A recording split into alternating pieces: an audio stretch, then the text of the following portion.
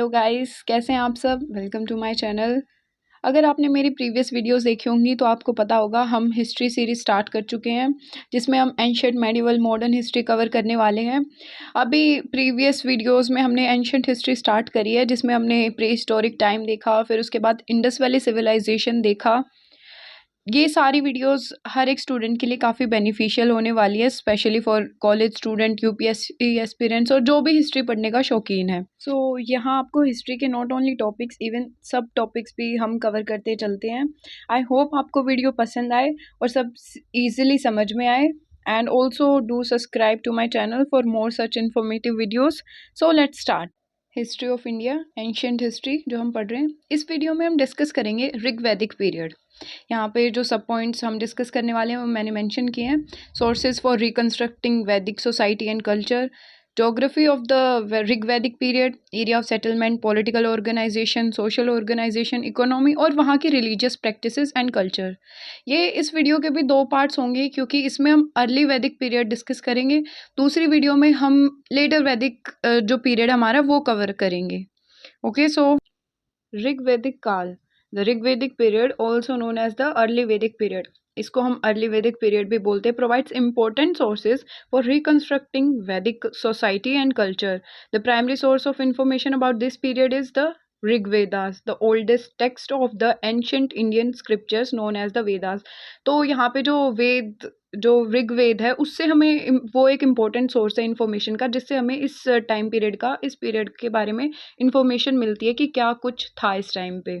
Aryan migrations. The early Vedic period is believed to have been marked by the migration of Indo-Aryan tribes into the Indian subcontinent. These tribes, refers to as Aryans in ancient texts, were pastoral and agricultural communities who brought with them their language, culture and religious belief.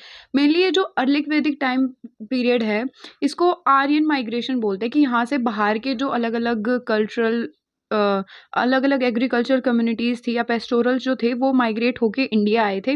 उस time को mainly Aryan migration time period, ये जो है इसको early वैदिक time period बोला जाता है। यहाँ मैप में मैंने बताया भी है कि कहाँ कहाँ से आर्यंस जो इंडिया में एंटर हुए थे।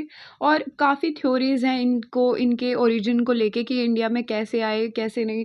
जो मोस्ट एक्सेप्टेड थ्योरी है वो सेंट्रल एशियन थ्योरी है। जो आर्यंस पेस्टोरल पीपल थे और इनका ओरिजिन मेनली सेंट्रल एशिया में जो कैस्पियन सी है वहाँ पे माना जाता है। जो ये इंडिया में एंटर हुए थे हिंदकुश माउंटेन के पास अराउंड 1500 BC पे। और ये जो आर्यन वर्ड है, इसका मीनिंग क्या है, इसका मतलब बोला जाता है कि of high birth, Aryan is equals to of high birth, मतलब देयर लोकेशन ऑफ ओरिजिन जो है वो अभी भी कंट्रोवर्शियल है, उस पर कुछ कहा नहीं जा सकता। कोई अलग अलग बहुत सी थ्योरीज दी है हिस्टोरियंस ने और सबकी काफ़ी अलग हैं, तो एक पॉइंट पे हम नहीं पहुंच सकते कि हाँ इनका ओरिजिन यहाँ से था। अब यहाँ पे आते हैं sources for reconstructing Vedic society and culture. अब हमें किन सोर्सेज से पता लगता है वैदिक कल्चर या ऋग वैदिक पीरियड के बारे में। The Vedas, epics, Upanishads, Brahmanas, Aranyakas, archaeological evidences, Dharmashastra, Dharmasutras जो हैं, कमेंट्रीज, इंटरप्रिटेशंस, और जो अलग अलग दूसरी लैंग्वेजेस की बुक जो कंपाइल की गई हैं उस टाइम पीरियड के, उसमें जो मेंशन किया गया है उनसे हमें पता लगता है इस टाइम पीरियड के। It is important to note that these sources while valuable have limitations and may not provide a complete और unbiased picture of the Vedic society and culture. ये इन सोर्सेज से भी हम एक कंप्लीट पिक्चर नहीं बना सकते कि हाँ एग्जैक्ट यही था, क्योंकि अलग अलग सोर्सेज में अलग अलग कुछ चीज़ें ऐसी हैं जो कॉन्ट्रोडिक्टरी हैं, मतलब कि हाँ इसमें ये बता रखे है उसमें कुछ अलग बता रखे, तो एक अनबाइजनेस नहीं है, कोई एक पॉइंट पे हर चीज़ नहीं कह सकते क्लियरली।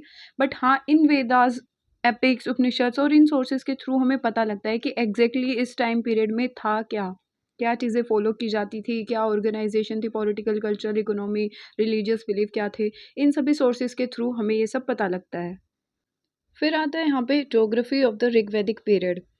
ये यहाँ पे ये जो मैप है इसमें मैंने मेंशन किया लाइक इंडो आर्यन माइग्रेशन, फिर कैसे अर्ली वैदिक पीरियड में कहाँ से ये माइग्रेट हुए, कहाँ कहाँ पे ये इनका जो एरिया था किंगडम्स थे। फिर उसके बाद जो लेटर वैदिक पीरियड है उसके भी मैंने यहाँ यहीं पे कुछ इंपॉर्टेंट किंगडम्स मार्क किए हैं।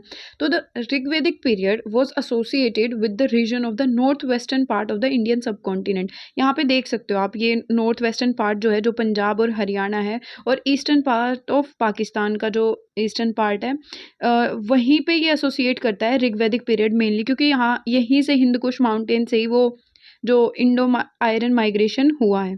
The Rigvedic hymns mention river such as Indus, Beas, Ravi, Saraswati and others, indicating the importance of river based settlements. अब यहाँ पे जो ऋग्वैदिक हाइम्स हैं उनमें भी कई रिवर्स को मेंशन किया गया है, जो कि दिखाते हैं कि कितनी इम्पोर्टेंस थी हमारी रिवर बेस्ड सेटलमेंट की। आई होप आपको समझ में आ रहा होगा, और अगर आपको वीडियो अच्छी लग रही है so please like and do subscribe to my channel for more such videos. Next हम बात करते हैं political organisation and evolution of monarchy. तो यहाँ पे क्लैन बेस्ड सोसाइटी थी जिसमें जो ट्राइबल चीफ्स थे नोन एज राजास, वही उसी के पास अथॉरिटी होती थी, राजास के पास, वही रिस्पॉन्सिबल होता था लॉ एंड ऑर्डर मेंटेन करने के लिए with in their respective clans. फिर उसके बाद ट्राइबल असेंबलीज होती थी जो डिसीजन मेकिंग में हेल्प करती थी, जिनको हम सभाज और समितिज कहते हैं। These assemblies were often composed of male members of the clan. इसमें ट्राइबल चीफ्स, प्रोमिनेंट एल्डर्स, ये सब होते थे जो पॉलिसी मेकिंग्स या डिस्कशंस के लिए रिस्पॉन्सिबल होते थे। Then over time the political organisation of Rigvedic society evolved and some rajas began to consolidate their power and establish hereditary kingships. तो मतलब टाइम के साथ क्या हुआ, जब लोगों के पास ज़्यादा पावर आती है तो होता है कि हाँ वो ज़्यादा से ज़्यादा उसको और बढ़ाएं, तो वो कंसोलिडेट करना इन्होंने शुरू कर दिया। This mark the transition from a tribal based system to a more centralised and monarchy form of governance. तो यही जो फेज़ है, इसी फेज़ को बोलते हैं ट्रांजिशन था ये, कि ट्राइबल बेस्ड सिस्टम से फिर सेंट्रलाइज्ड और मोनार्की गवर्नमेंट आ गई। यहाँ पे द मोनार्क जो है उनको सम्राट या महाराजा ऐसे ऐसे नामों से जाना जाता था। It is important to note that political organization in the Rigvedic period was predominantly tribal and decentralized। ये बात है कि मतलब जो थी ना यहाँ पे पॉलिटिकल ऑर्गेनाइजेशन वो डिसेंट्रलाइज थी, कोई ऐसी नहीं थी कि हाँ बिल्कुल रिजिड सिस्टम ऑफ मोनार्की हो, ऐसा कुछ नहीं है। हाँ इवोल्यूशन धीरे धीरे चेंज हो गया था, consolidation of power by certain rajas. The shift towards hereditary kingships mark the beginning of more centralised form of governance that would continue to evolve in the later Vedic and post Vedic periods. पहले early Vedic period में as such कोई centralised government या monarchy role नहीं था। हाँ धीरे धीरे लोगों ने पावर कंसोलिडेट, राजाज ने पावर कंसोलिडेट करनी शुरू कर दी थी। उसके बाद ये शिफ्ट था एक हेरिडेटरी किंगशिप की ओर। ये हम आगे लेटर वैदिक पीरियड में देखने को मिलेगा, हमें आगे हम पढ़ेंगे और अच्छे से। अब आती है सोशल ऑर्गेनाइजेशन। तो जो ऋग्वैदिक सोसाइटी है वो 4 वर्णास या 4 सोशल क्लास में डिवाइड थी। द ब्राह्मण्स, क्षत्रिय, वैश्य, शूद्र। जो ब्राह्मण थे वो प्रीस्ट, स्कॉलर्स, क्षत्रिय हो गए जो रूलर्स या वॉरियर, वैश्य जो हो गए वो एग्रीकल्चरलिस्ट या मर्चेंट्स, शूद्र जो लेबरर्स एंड सर्विस प्रोवाइडर्स थे। आगे जब हम वेद को मतलब थोड़ा और डिटेल में पढ़ेंगे वेद्स को, तो उसमें हमें पता लगेगा कि कैसे इनका ओरिजिन माना जाता है 4 वर्णास का, कि ये कैसे ब्रह्मा से इनका कैसे ओरिजिन हुआ था। The Varna system was not rigidly stratified at this stage and social mobility was possible through merit and achievements। यहाँ पे ये कोई रिजिडली फॉलो नहीं किया जाता था कि हाँ ब्राह्मण्स है तो ब्राह्मण्स ही होगा, क्षत्रिय है क्षत्रिय होगा, नहीं। अचीवमेंट्स और मेरिट्स मतलब अपने कर्म के थ्रू ये इस सोशल क्लास को चेंज करते थे। कोई ऐसे रिजिड नहीं था कि हाँ पैदा जैसे कि आज बन गया है, या फिर आगे जैसे जैसे ये रिजिड होता गया ये सोशल क्लास सिस्टम, ये वर्ना सिस्टम, ये ऋग्वैदिक सोसाइटी में ये इतना रिजिड नहीं था। अब अगर इकोनॉमिक की बात करें तो मेनली अग्रेरियन और पेस्टोरल बेस्ड मतलब इकोनॉमिक थी। Agriculture, animal husbandry and pastoralism played significant role in Rigvedic periods economy. Cattle, particularly cows were highly valued and considered a measure of wealth and prosperity। यहाँ पे cows की बहुत value होती थी, not as such गौ माता के रूप में नहीं, बट जिसके पास सबसे ज़्यादा होती थी उसको सबसे ज़्यादा अमीर व्यक्ति माना जाता था उस टाइम पे। The economy was closely intertwined with the social and cultural fabric of the society, with religious ritual and social customs influencing economic activities. अब यहाँ पे ट्रेड कॉमर्स पे काफ़ी वो सारी चीज़ें भी थी, और मेनली जो था वो एग्रीकल्चर और पेस्टोरलिज्म था, जैसे कि मैंने यहाँ इस फ्लो चार्ट के थ्रू भी मेंशन किया है। Like economy of early Vedic period, cattles were the medium of exchange, number of cattle determined the wealth, wealthy person was called Gomat. अब जिसके पास सबसे ज़्यादा काव होती थी उसको सबसे ज़्यादा प्रोस्पेरियस माना जाता था। Private properties were not well establish, वहाँ पे उस टाइम पे प्राइवेट प्रॉपर्टी एज सच कुछ नहीं होती थी। के पास ज़्यादा काउज़ या फिर कैटल्स हुए उसी को सबसे ज़्यादा अमीर मान लिया जाता था। एज़ सच कोई सिस्टम नहीं था कि ज़मींदार हो, बड़े-बड़े लैंड्स का ओनर हो, ऐसा कुछ नहीं था। और काफ़ी लॉन्ग डिस्टेंस ट्रेड भी देखने को मिलती है हमें, इस जो कि इसकी ऋग्वैदिक सोसाइटी की इकोनॉमिक में काफ़ी सिग्निफिकेंट रोल प्ले करती है। अब एट लास्ट अगर हम बात करें रिलीजन एंड कल्चर की, तो the Rigvedic society was deeply religious, काफ़ी रिलीजियस थी ऋग्वैदिक सोसाइटी, क्योंकि उस टाइम पे क्या जो वेद्स, उपनिषद्स और जो हमारी ओल्ड स्क्रिप्चर्स जो टेक्स्ट थे वो कंपाइल हो रहे थे, तो लोग उसको पढ़ के उनको समझ में आ रहे थे कि रियलिटी भगवान से रिलेटेड या उनके रिलीजियस बिलीफ जाग रहे थे। The Rigveda contains hymns dedicated to various deities such as Indra, Agni, Varun.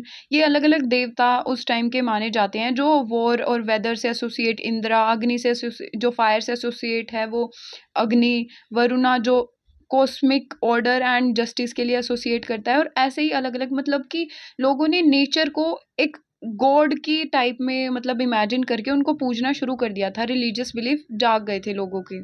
और साथ ही साथ जो सैक्रिफाइसेस, रिचुअल्स, प्रेयर्स, ये भी काफ़ी इंपॉर्टेंट कंपोनेंट्स है रिलीजियस प्रैक्टिस के लिए। ये सैक्रिफाइसेस, प्रेयर्स, ये सब भी शुरू हो गई थी। The society had a strong oral tradition and the Rigveda was transmitted through generations orally before even eventually written down. पहले ऐसा कुछ था नहीं हमारे पास कि हमें किसी चीज़ से पता लगे कि भगवान क्या है या उसको कैसे जाने या क्या रिचुअल्स परफॉर्म करने चाहिए। बट ऋग्वेद और अलग अलग वेदास और इन टेक्स्ट से हमें पता लग गया था कि हम क्या रिचुअल्स परफॉर्म करके अपने डिटीज जो है उनको खुश कर सकते हैं या हमें क्या करना चाहिए सही कर्म। तो इन ओल्ड टेक्स्ट के थ्रू ये सब पता लगा, लोगों की काफ़ी रिलीजियस बिलीफ जागे। तो ऐसे रिलीजन और कल्चर था ऋग्वैदिक सोसाइटी का। लास्ट में मैंने ये मैप अटैच किया है जो अर्ली वैदिक पीरियड से रिलेटेड है। इसका टाइम पीरियड, अर्ली वैदिक टाइम पीरियड जो हम मानते हैं ना मेनली, वो 1500 से 1100 BCE मानते हैं। तो यहाँ से इंडो आर्यन माइग्रेशन और फिर ये सारी जो मेनली इन्वॉल्व इसमें किंगडम्स थी वो सारी यहाँ पे इस मैप में मेंशन है। यहाँ पे हमने पढ़ा अर्ली वैदिक पीरियड के बारे में। नेक्स्ट वीडियो में हम बात करेंगे लेटर वैदिक पीरियड की। आई होप आपको समझ में आया होगा, आपको वीडियो पसंद आई होगी। Thank you.